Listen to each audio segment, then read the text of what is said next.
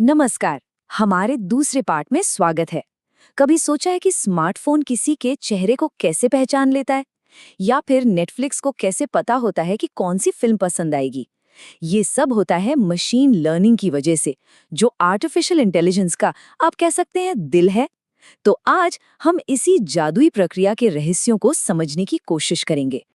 अच्छा, इसे समझने के लिए सोचिए कि पुराना कंप्यूटर एक लाइब्रेरियन की तरह था, जिसे हर किताब के लिए एक सटीक नंबर चाहिए होता था।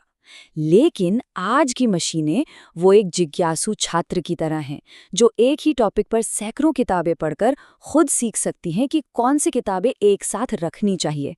मतलब सिर्फ नियमों का पालन करने से लेकर पैटर्न पहचानने तक का ये एक बहुत बड़ा बदलाव है। तो ये मशीन लर्निंग या एमएल आखिर है क्या?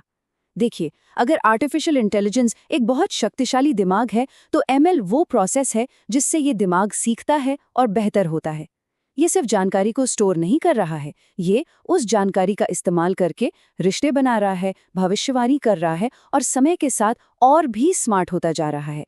मशीन लर्निंग कोई एक अकेली चीज नहीं है। इसे एक खास एआई स्कूल की तरह सोच सकते हैं, जिसमें 3 अलग-अलग क्लास हैं और हर क्लास में मशीनें बिल्कुल अलग-अलग तरीकों से सीखती हैं। तो चलिए इन तीनों क्लास में चलकर देखते हैं। हमारी पहली क्लास है सुपरवाइज्ड लर्निंग। यहाँ मशीन एक ऐसे स्टूडेंट की तरह है जिसे एक बहुत ही मददगार टीचर मिला है। टीचर मशीन को ढेर सारे उदाहरण देता है और हर उदाहरण पर सही जवाब का लेबल लगा होता है, बिल्कुल वैसे ही जैसे किसी फ्लैश कार्ड पर सवाल और पीछे उसका जवाब लिखा हो। जैसे कल्पना कीजिए कि एक एआई को बिल्लियों और कुत्तों में फर्क करना सिखाया जा रहा है। उसे हजारों कुत्तों की तस्वीरें दिखाई जाती हैं जिन पर कुत्ता लिखा होता है, और हजारों बिल्लियों की तस्वीरें जिन पर बिल्ली लिखा होता है। आखिरकार इतने सारे उदाहरण देखने के बाद वो एक नई तस्वीर को देखेगा और पूरे आत्मविश्वास से कहेगा, ये एक कुत्ता है, और वो भी बिना किसी लेबल के। अब एक ऐसी क्लास की कल्पना कीजिए जहां कोई टीचर ही नहीं है। हमारी दूसरी विधि अनसुपरवाइज्ड लर्निंग में ठीक यही होता है। यहाँ मशीन को बिना किसी लेबल या जवाब के बहुत सारा डेटा दे दिया जाता है और उसे खुद ही उसमें छिपे हुए पैटर्न को खोजना होता है। ये बिल्कुल वैसा ही है जैसे एक बच्चे को अलग-अलग फलों से भरी एक बड़ी टोकरी दे दी जाए। भले ही किसी ने उसे सेब और केले के बीच का अंतर ना बताया हो, फिर भी वो अपने आप ही उन्हें रंग, आकार और बनावट के आधार पर अलग-अलग ढेरों में छांटने लगेगा। मशीन भी ठीक यही करती है। वो डेटा में अपने आप बने ग्रुप्स को खोज निकालती है। हमारी आखिरी क्लास रीइंफोर्समेंट लर्निंग पूरी तरह से ट्रायल एंड एरर यानी कोशिश करके सीखने के बारे में है। यहाँ टीचर के बजाय एक इनाम देने वाला सिस्टम होता है। ये एक वीडियो गेम खेलने जैसा है।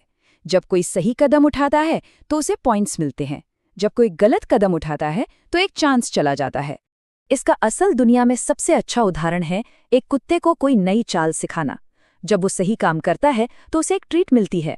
ये पॉजिटिव रीइंफोर्समेंट उसे ये सीखने में मदद करता है कि क्या करना है। मशीनें भी ठीक इसी तरह सीखती हैं। वो ज्यादा से ज्यादा इनाम पाने के लिए अपने एक्शंस को बदलती हैं, चाहे वो कोई भूल भुलैया सुलझाना हो या शतरंज का खेल जीतना हो। तो संक्षेप में कहें तो सुपरवाइज्ड लर्निंग एक टीचर के साथ होती है, अनसुपरवाइज्ड लर्निंग खुद से पढ़ाई करने जैसा है, और रीइंफोर्समेंट लर्निंग कोशिश कर करके सीखने जैसा है। हर तरीका अलग अलग समस्याओं को हल करने के लिए बनाया गया है, जिसके लिए अलग अलग डेटा और अलग अलग लक्ष्य होते हैं। ये सब सुनने में तो बहुत अच्छा लगता है, लेकिन ये एआई छात्र असल दुनिया में कर क्या रहे हैं? जानकर हैरानी होगी कि हम हर दिन कितनी बार मशीन लर्निंग से इंटरैक्ट करते हैं। क्या कभी बैंक से धोखाधड़ी का अलर्ट आया है? ये अनसुपरवाइज्ड लर्निंग का एक शानदार उदाहरण है। एआई ने खर्च करने के सामान्य पैटर्न को सीखा है, और जब कोई खरीदारी उस पैटर्न से बाहर होती है तो वो तुरंत हमें अलर्ट कर देता है। और Amazon या Netflix पर दिखने वाले प्रोडक्ट रिकमेंडेशंस, ये फिर से अनसुपरवाइज्ड लर्निंग है।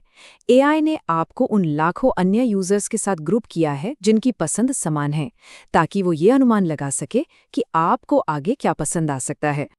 ठीक है, अब यह देखने का समय है कि कितना ध्यान दिया गया है। चलिए एक छोटे से क्विज के साथ अपनी जानकारी को परखते हैं। तो ये रही स्थिति। एक ऑनलाइन स्टोर हजारों समान दुकानदारों की खरीदारी के आधार पर जूतों की एक नई जोड़ी का सुझाव देता है।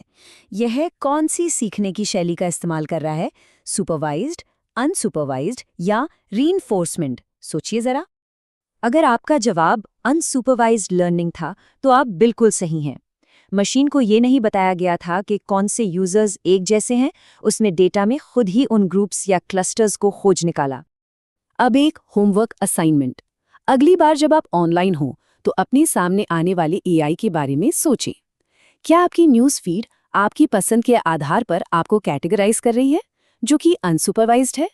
या क्या कोई विज्ञापन आपके क्लिक करने के आधार पर बार-बार दिखाई दे रहा है, जो रीइंफोर्समेंट का एक रूप है? हमने ये तो सीख लिया कि मशीनें कैसे सीखती हैं, लेकिन ये सब होता कहाँ है? हमारा अगला सफर हमें एआई के दिमाग के अंदर ले जाएगा, जहां हम न्यूरल नेटवर्क्स को समझेंगे, वो जटिल संरचनाएं जो हमारे अपने दिमाग के काम करने के तरीके की नकल करती हैं।